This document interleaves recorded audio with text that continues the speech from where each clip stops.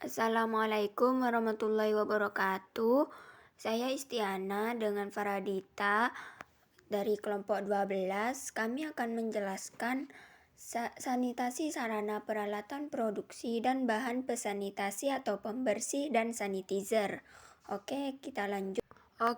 Sanitasi sarana peralatan produksi terdiri dari persyaratan peralatan produksi dan pembersihan peralatan produksi.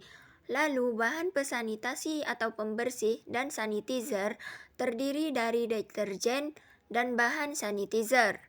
Oke, lanjut. Sekarang kami akan menjelaskan apa pengertian sanitasi. Sanitasi adalah perilaku yang disengaja untuk membudayakan hidup dengan bersih dan bermaksud untuk mencegah manusia bersentuhan secara langsung dengan bahan-bahan kotor dan berbahaya. Oke, lanjut. Kami masuk materi sanitasi sarana peralatan produksi.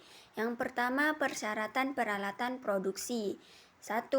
Peralatan dibuat dengan bahan kuat, misalnya untuk gagang sebaiknya terbuat dari kayu jati atau logam. Oke, lanjut. Syarat yang kedua, tidak mudah mengalami korosi. Logam yang diizinkan adalah besi anti karat atau stainless steel. Mengapa demikian? Karena kontak langsung antara peralatan yang berkarat dan bahan pangan menyebabkan keracunan apabila logam terkelupas dan masuk ke dalam tubuh. Nah, gambar di samping tersebut adalah alat yang berbahan stainless steel. Oke, syarat yang ketiga, peralatan pengolahan pangan harus tahan terhadap suhu tinggi, bersifat food grade, serta tidak mudah menjadi serpihan yang dapat menimbulkan bahaya fisik bagi konsumen. Yang keempat, peralatan yang bersentuhan secara langsung dengan bahan pangan harus memiliki memiliki permukaan yang halus, tidak memiliki lubang, tidak terdapat celah-celah, tidak mudah mengalami korosi, dan tidak mengandung racun. Oke, lanjut yang kelima, peralatan pengolahan pangan harus mudah dibongkar serta dirakit akan digunakan dan selesai dipakai sehingga memudahkan proses pembersihan. Yang keenam, peralatan dan perlengkapan yang berfungsi untuk mengolah dan mengemas bahan beku harus terbuat dari bahan logam anti korosi. Oke, lanjut untuk syarat yang ketujuh, peralatan yang berpotensi mencemari bahan pangan harus diberi label khusus. Dan yang kedelapan, peralatan penyimpanan dan pengemasan bahan selain pangan dan limbah harus berupa bahan yang anti bocor dan selalu tertutup rapat. Nah, sekarang kita masuk ke materi pembersihan peralatan produksi. Untuk materi ini, ada beberapa aspek yang harus diperhatikan. Ada apa sajakah?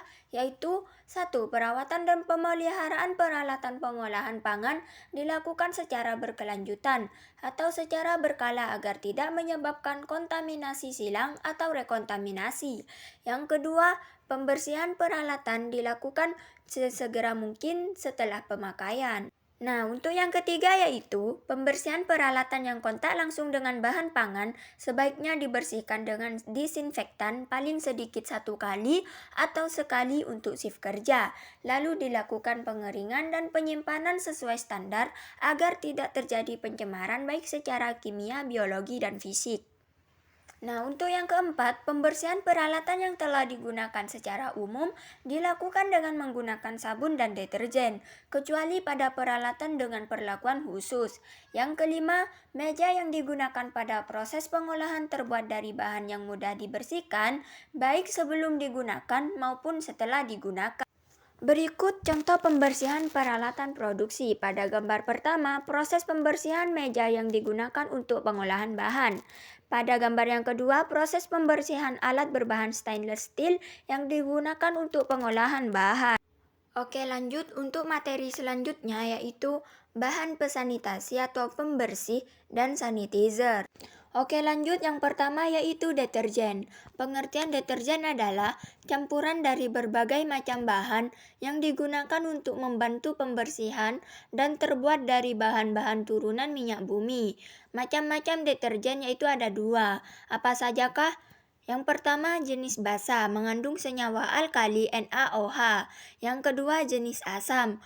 Penyusun deterjen ini adalah asam fosfat dan asam sitrat. Nah, gambar tersebut adalah jenis deterjen. Yang pertama jenis basa, semacam deterjen cair. Yang kedua jenis asam, semacam deterjen bubuk. Oke, lanjut. Materi selanjutnya yaitu bahan sanitizer. Bahan sanitizer adalah cairan atau gel yang umumnya yang mengurangi patogen. Bahan sanitizer tidak memicu timbulnya karat sehingga tidak terjadi kontaminasi dan reaksi lain yang tidak diinginkan pada produk pangan. Baik, materi ini saya tutup. Saya Istiana sendiri mengucapkan mohon maaf bila ada salah kata. Dan sekian, terima kasih. Wassalamualaikum warahmatullahi wabarakatuh.